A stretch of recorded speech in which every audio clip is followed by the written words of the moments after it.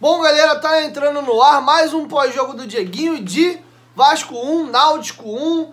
E vamos conversar um pouco sobre o jogo aqui. Cara, a gente pode dividir o jogo no meio, né? Você tem um primeiro tempo, que foi horroroso. O Vasco tomou um vareio de bola do Náutico. Até começou um jogo meio parelho ali, os 15, 20 primeiros minutos. Mas parelho assim, né? De nenhum dos dois times criar nada. O Náutico até ter mais a bola, mas o jogo era muito igual. Após o Náutico fazer o primeiro gol, aí foi um vareio. Foi um show do Giancarlo de falta de longe, falta cruzada na lateral, bem batida, escanteio bem batido, assim sai o gol do Vinícius. E o Giancarlo vinha deitando e enrolando ali. O Vinícius também teve uma jogada pela esquerda, que ele comeu uns dois ali, fez uma jogadaça e quase ele consegue cruzar a bola para dentro da área, podendo fazer ali um belo gol para o time do Náutico. E aí, falando agora do segundo tempo, o Vasco jogou como Vasco, amassou o Náutico dentro do segundo tempo, tinha posse de bola, mandava no jogo, mudou o esquema tático, saiu ali daquele 4-4-2 losango para um 4-3-3 ou até um 4-2-3-1 e ia em cima do Náutico o tempo todo. Naturalmente, pela maneira como o Vasco jogou no segundo tempo, o time deixou espaço lá atrás, o Náutico contra-atacava, jogou fechadinho. Então eu queria dividir o jogo nessas duas etapas. E o principal desse vídeo aqui, deixar bem claro para vocês, o jogo vocês viram, eu queria discutir aqui Marcelo Cabo.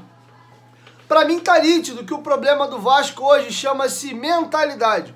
O problema do Vasco é comissão técnica, a cabecinha do treinador. Quando eu bato na tecla de que o Vasco tem o melhor elenco da Série B, tem disparado. Me fala qual o jogador do Náutico ali, tirando o Giancarlo, que você colocaria titular no time do Vasco. Tira o Marquinhos Gabriel e coloca o Giancarlo.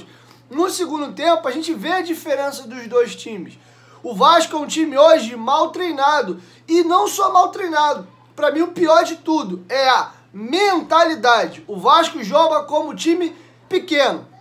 O Marcelo Cabo, desde lá já do jogo do CRB, quando ele consegue a primeira vitória do Vasco em São Januário, foi botando o time do Vasco com a bundinha lá atrás, dando a bola para o adversário e jogando no contra-ataque. Aquele placar de 3-0 contra o CRB foi uma mentira do tamanho do universo. Aquele jogo não foi para 3-0 nem aqui nem na China. O Vasco poderia ter ganho de 3-2, 2-1 ou até ter empatado o jogo. Com muita sorte do CRB, o Vasco poderia até ter perdido. Porque aquele jogo não foi para 3-0 nem aqui nem na China. E os partos que vocês tiveram assistindo, Vasco e Confiança, Vasco e Sampaio Corrêa, o jogo do Confiança, então Deus me livre. Parecia que o Vasco estava jogando contra, sei lá, o Barcelona e aí...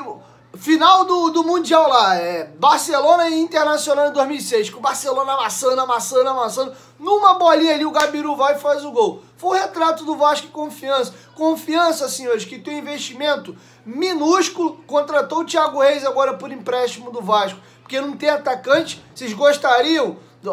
Olha a situação do Confiança. Confiança hoje, que está dentro da zona de rebaixamento. É o time que vem dentro de São Januário e amassa o Vasco, a ponto do De Aranha esculhambar o Vasco e fazer um desabafo. Lá na Rádio Globo ou na Super Rádio Tupi. Onde ele fala que ninguém respeita mais a camisa do Vasco. Um time do tamanho do Confiança vem aqui dentro de São Januário e engole o Vasco. Então o problema do Vasco passa muito por mentalidade. Com o elenco e com o plantel que a gente tem, o Vasco tinha que subir com uma certa tranquilidade. O Náutico não tem mais time que o Vasco, o Curitiba não tem mais time que o Vasco, ninguém tem mais time que o Vasco no papel. O problema é que o Vasco não consegue traduzir aquilo que ele tem no papel para dentro do campo. E passa muito pela mentalidade do Marcelo Cabo, que faz do Vasco hoje um time medíocre. Aquele timezinho que joga com a bundinha lá atrás. Vamos ver se a gente consegue roubar uma bolinha para chegar no pé do Cano. E aí o Cano vai fazer esse um gol, a gente vai ganhar de 1-0, vai trancar a zaga, fechar tudo ali e tentar sair com os 3 pontos. Falando mais do jogo, passando essa parte de mentalidade, você vê que com as alterações que o Marcelo Cabo faz no intervalo, o time do Vasco mudou. MT e Matias Galarza, que jogaram de novo muito mal, foram substituídos por Juninho e o Léo Jabá. Até aproveitar e abrir um parêntese aqui, a galera que batia muito no 4-3-3, tá aí, o Vasco no 4-3-3 no segundo tempo, jogou muito bem. Ele tira ali o Galarza e o MT, bota aqui o Andrei para jogar junto com o Juninho com mais liberdade para sair, o Marquinhos Gabriel centralizado e abertos, Léo Jabá de um lado, o Peck do outro e o Germancano na frente. O Marquinhos Gabriel caiu muito de rendimento desde que o time foi para o 4-4-2. Por quê? O Vasco marca num 4-4-2 aqui, duas linhas de 4 e sobram lá na frente o Marquinhos Gabriel e o Cano. O Vasco, como joga de maneira reativa, ele fica fechadinho e rouba a bola, o Marquinhos Gabriel tá recebendo a bola de atacante. Quando alguém rouba a bola ali, seja o Andrei, o Galarza, o MT, sei lá, qualquer jogador do Vasco ali, quando a bola chega, o Marquinhos Gabriel não tá de meia, armador, olhando um jogo de frente para meter uma bola no cano ou nos pontas ou até nos laterais. Não, eles recebem a bola ali já de atacante, jogando de costa. O futebol dele caiu demais. O primeiro tempo do Marquinhos Gabriel foi ruim de novo. No segundo tempo, ele já deu uma melhora. Por quê? No 4-3-3, ele recebe a bola naquela zona do meio, saindo do meio para os lados. Ele olha para o lado, ele tem o Jabá, para o outro lado ele tem o Peck, e mais à frente ele tem o Cano e ainda tem os volantes para dialogar com ele. Nesse sistema de jogo, o Marquinhos Gabriel rende melhor. O Léo Jabá também vai melhor assim e o Vasco ganha opção pelos flancos. Então acho que a gente discutia muito a questão do esquema tático, acho que era meio besteira. O problema mesmo do Vasco é o time ser mal treinado e também a mentalidade do seu treinador. A gente conseguiu vitórias no 4-4-2 e a melhor atuação para mim do Vasco nesses últimos jogos foi esse segundo tempo hoje do jogo contra o Náutico, jogando no 4-3-3. O Juninho entrou bem, deu um gás ali até os 40 minutos mais ou menos, 35. É um jogador que dá dinâmica ao meio-campo do Vasco. É um cara que consegue pegar a bola e romper. Ele pega a bola aqui, ele vai arrastando, faz a bola chegar lá na frente, seja com drible ou carregando a bola. Ele consegue o time fazer sair de trás. O Vasco, do jeito que vinha jogando, com Rômulo, Andrei, o próprio Galarza, que é um jogador muito combativo, ele é um jogador que se entrega, mas não é aquele cara que ele pega a bola ali atrás e leva a bola lá no gol do time adversário. O único jogador que eu vejo hoje dentro do elenco do Vasco, de volante, que consegue fazer isso, é só o Juninho. O Andrei não tem essa característica, o Rômulo muito menos, Michel muito menos, o Bruno Gomes, que ficou no banco hoje, também não. O único volante do Vasco que consegue carregar e arrancar com essa bola de trás é o Juninho. O problema do Juninho é físico. É um jogador que a gente não sabe. Às vezes o Juninho, quando começa a titular, no primeiro tempo ainda ele tá cansado. Mostra-se ser aquele jogador de segundo tempo. Se ele melhorar a questão física dele e calibrar melhor um pouco esse pé dele, ele pode ser um jogador muito útil. Teve 2 contra-ataques que começam com ele, que ele rouba a bola, arranca, ou ele consegue pegar a bola e levar à frente na hora de dar o passe. Ele ou dá forte demais, ou ele demora a dar o passe e deixa o companheiro impedido. Foi uma bola, inclusive, que ele demorou a dar no Léo Jabá. Quando deu, o Jabá já estava impedido.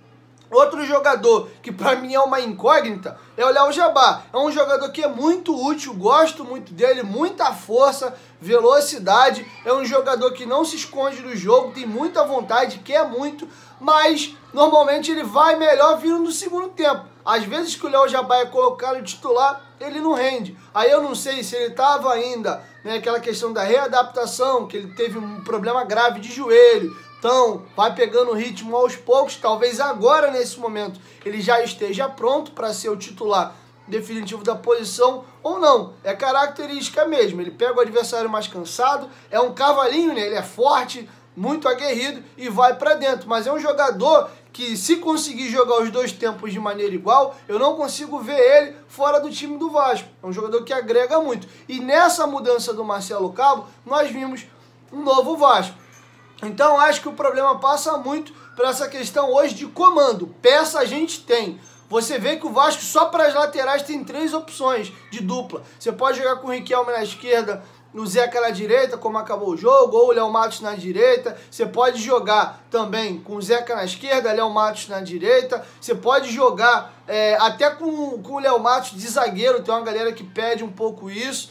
O goleiro da gente fez aí, vários milagres hoje. O placar foi 1-1, graças a grande defesa que o Vanderlei fez. Inclusive teve uma que o Riquelme poderia ter ajudado o Vasco a matar o jogo no penúltimo lance da partida, aos 49, ele domina uma bola, ele vai carregando, demora, perde o tempo da jogada, era uma bola para ele meter no Léo Jabá, pro Jabá arrancar aí no fundo, mas ele demora e nessa o cara toma a bola dele. No contra-ataque, o cara cabeceia e aí o Vanderlei faz uma defesaça. Já tinha acontecido isso no lance do escanteio. O Vanderlei falhou no jogo do Curitiba, mas é um goleiro muito bom. A gente tem um bom goleiro, então tem peça. O Léo Jabá, o Morato, aproveitando que fez o gol aqui. A galera que é do grupo de WhatsApp, que é membro do canal, é prova do que eu vou falar aqui. Eu tava xingando muito o Morato já no grupo de WhatsApp. Falei, meu Deus do céu, cara, esse cara, Deus me livre. Aí ele acaba fazendo o gol. Não vou dizer porque o Morato fez o gol de empate aqui, que tem que ser titular, que é um muito bom jogador. Eu não gosto do Morato.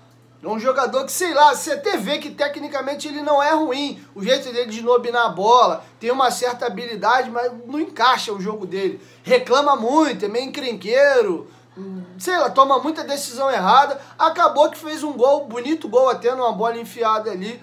Ele fecha o olho e senta o pé com a perna direita, que nem a boa dele, e acaba fazendo o gol. Mas não vou pedir titularidade do Morato aqui, porque ele fez o gol. Enfim, acho que pelo segundo tempo hoje valeu. Gostei do segundo tempo, mas o placar foi péssimo. E de novo, pela terceira ou quarta vez já, o Vasco tem a oportunidade de entrar no G4 e não entra. O quarto colocado ali tem 20 pontos, o Vasco tem 18, mantém-se a 2 pontos do G4, mas caindo posições. E muita gente nesse bolo no meio aí. O Vasco só consegue entrar no G4 e fixar o pé vindo de uma arrancada. E quando ficar nesse perde, ganha, perde, ganha, perde, ganha, não é legal. Tem um jogo contra o CSA fora de casa que vem aprontando, ganhou do Operário fora de casa. O jogo anterior, o CSA também conseguiu um ponto importante contra o time do pelotão de cima. Não me recordo bem contra quem foi agora. Então é um time que vem dando trabalho.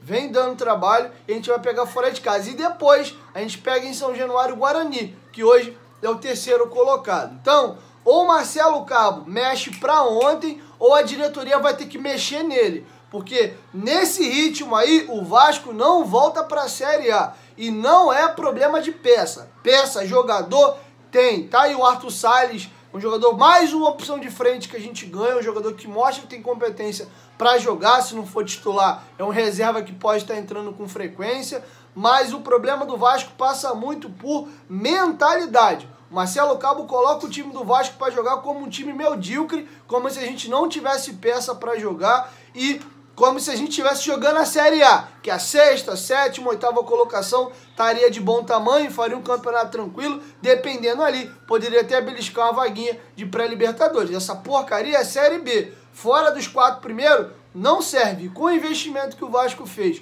e com o elenco que tem, tinha até obrigação de ser campeão. Porque, repito, apesar dos resultados ruins, o Vasco tem de longe o melhor elenco nessa Série B. Quero te ouvir, deixa a sua opinião aqui embaixo nos comentários.